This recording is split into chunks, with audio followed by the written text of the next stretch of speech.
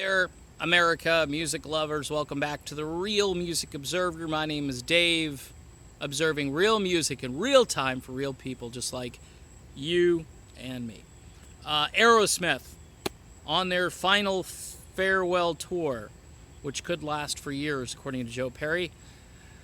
I'm a huge Aerosmith guy, grew up with Aerosmith, was in Boston most of my life, so I had the pleasure of meeting Joe Perry and Tom Hamilton at one time. In fact, one of my good friends who still works at a station called Dunes 102 on Cape Cod, good friends with the Hamiltons and pal around and so forth. And more or less she tells me all the time that there's more drama in Aerosmith than just about any band in history.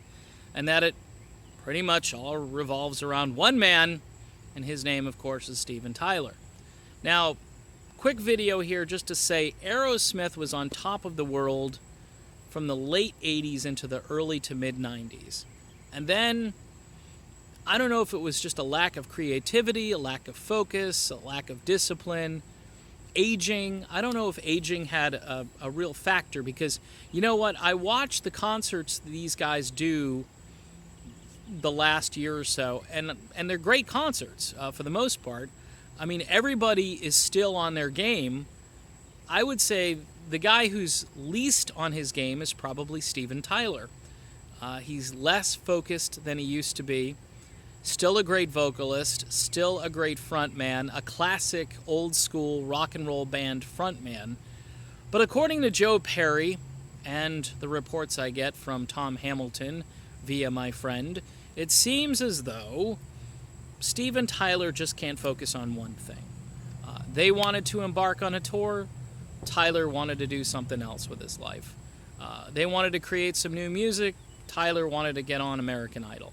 And it goes on and on. It's just too bad about the last 20 years have been wasted on things that I think the band could have kept their momentum from the mid-90s. There are bands that put out an album and do a huge tour. U2 comes to mind.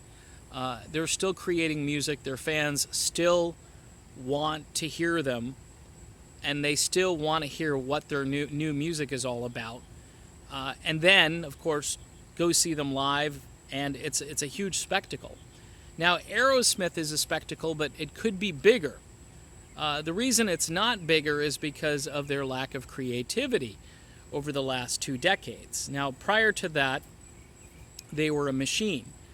They hit pay dirt in the mid to late 80s when they decided to be an 80s rock band and produce, a more high-gloss, more polished sound, but still leaving intact the Steven Tyler swagger and those crunchy Joe Perry guitar riffs, those bluesy fills, the things he does probably better than a lot of musicians. I mean, I look at Aerosmith as being like an American version of the Rolling Stones.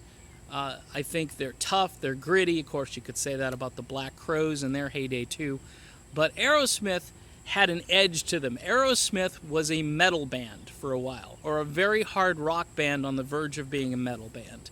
And, of course, that all went up in smoke when the Armageddon soundtrack came out, and they made $1 bazillion with Don't Want to Miss a Thing. And Steven Tyler proving to the world that he can sing a power ballad, which was very unusual and very different for the band. This wasn't Jamie's Got a Gun. This wasn't a slow tune that gets a little crazy in the middle. This was a soft rock. I heard it on the soft rock station, power ballad. Okay? Now, that may have been the beginning of the end, because that really marked a huge departure for Aerosmith. And they did a blues album, they did some different things, but they couldn't get that creative magic back. And the songs just weren't there anymore. And it's just a shame because they have a huge legacy, but that legacy could be greater even if they weren't so saturated in themselves, if you know what I mean. It's like we're Aerosmith, so everybody knows us, everybody already automatically loves us, and we're just going to live off that legacy. I think they had a lot of gas still in the tank, as I like to say, and it's just too bad that they didn't produce more good stuff for the last 20 years. I think rock fans, I mean, they're diehard fans, you know, they could fart and put it on a record and people would be like, yeah, man, that was awesome. But, you know, I was reared on the 70s Aerosmith, and then when they had a bit of a creative, shall we say, I don't know, roadblock during the drug-infested years, late 70s, early 80s. They made a huge comeback, Geffen Records. I remember the album Done With Mirrors. It's one of those underrated albums. That was just a different sound for them.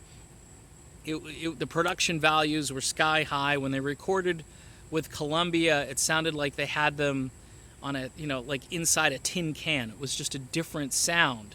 And the remastered versions of those albums definitely are much better. But the bottom line is, it's just a shame that Steven Tyler kind of took this band more or less from the band. And you can't have Aerosmith without Steven Tyler. And if Steven Tyler's too busy, like he's hosting American Idol, or he wants to be a celebrity rather than one of the greatest front men who've ever fronted a band, which is sad because you think that would be enough for the guy. But according to the other guys in the band, it's a soap opera.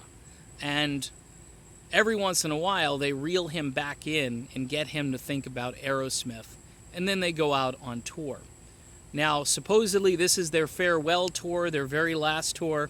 Again, according to Joe Perry, the tour could go on for years, as they want to hit pretty much every large venue they can, and even a few small ones. They want to go to countries they haven't been to in a long time. So I guess what you have to do is soak in Aerosmith and hope that the night you see the band, Steven Tyler is focused, and that they're just going back to their roots and doing the things that they do best. I've seen their set list. It's unfortunately fairly predictable.